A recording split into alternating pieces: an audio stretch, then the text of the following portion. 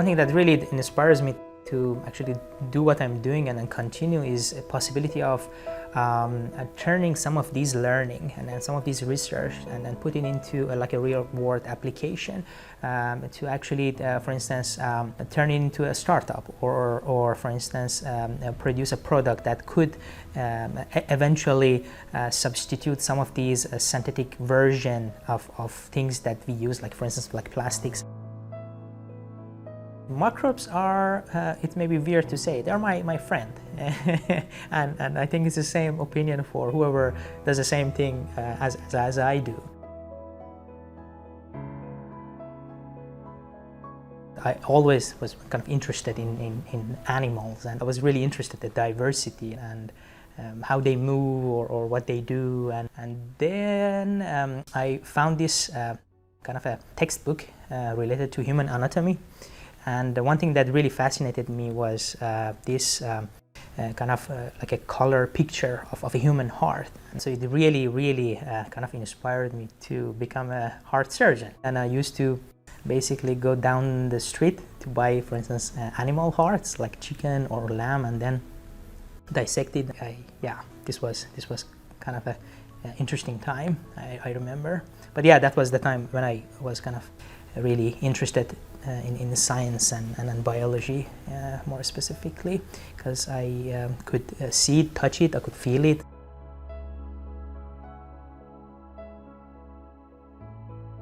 When I got a bit older, when I passed middle school and went to high school, then we started learning about genes and proteins and things like that, and it was extremely fascinating to understand that, okay, these are all the like a basic building blocks that encode and control biology and the living cells. So my interest then changed, so that's why I didn't become a heart surgeon, but I tried to like expose myself more and more to genetics. So the funny thing is that of course I couldn't do higher education back in home, so I had to leave the country because we have this 2 years of military service. It's compulsory, so I had to leave the country. So I went to India to study.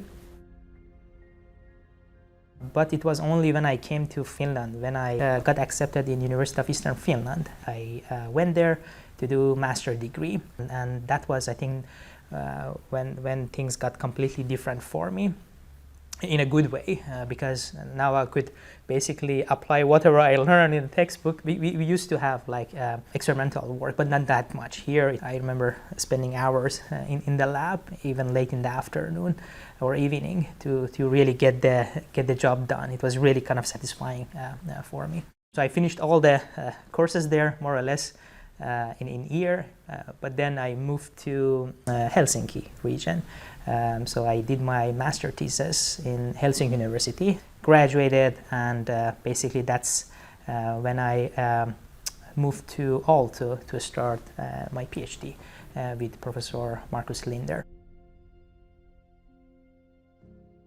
Whenever I have a chance to guide someone, I definitely say go for doing a PhD, because it has much more weight like in different aspect of somebody's life. For instance, at the personal level, of course, you try to achieve something that you might think unachievable, but once you get your hands dirty and get it done, it has this really like a profound feeling that you have accomplished something that great.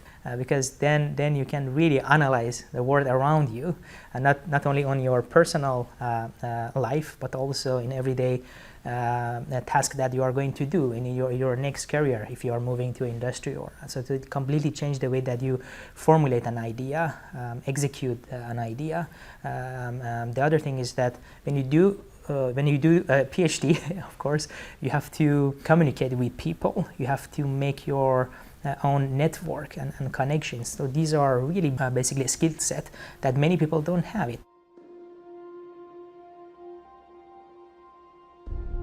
And then there was this opening that Professor Maria Pentila had. She got this funding from Vihuri, and the first thing I did, I just went and asked her, I want to be part of VTT, and I think we are sharing the same goal, and I want to really have an impact.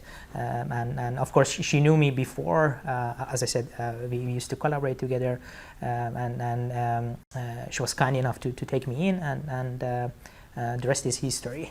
So we have been there since 2019. Yeah.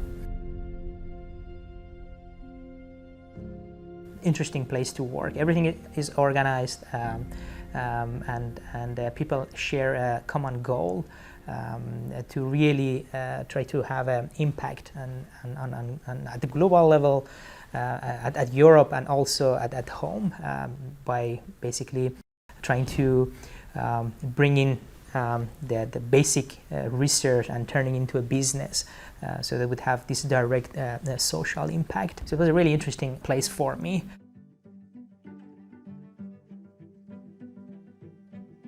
There are so many things I want to discover, but above all, I really want to beat spiders, and the material that they can produce, which is damn good. Still, we are not able to make a replica of that, but maybe, through the use of, as I said, this really multidisciplinary synthetic biology mixed with computational modeling and then artificial intelligence, maybe one day, maybe who knows, in 5 years, we would be able to beat the spiders in their own game.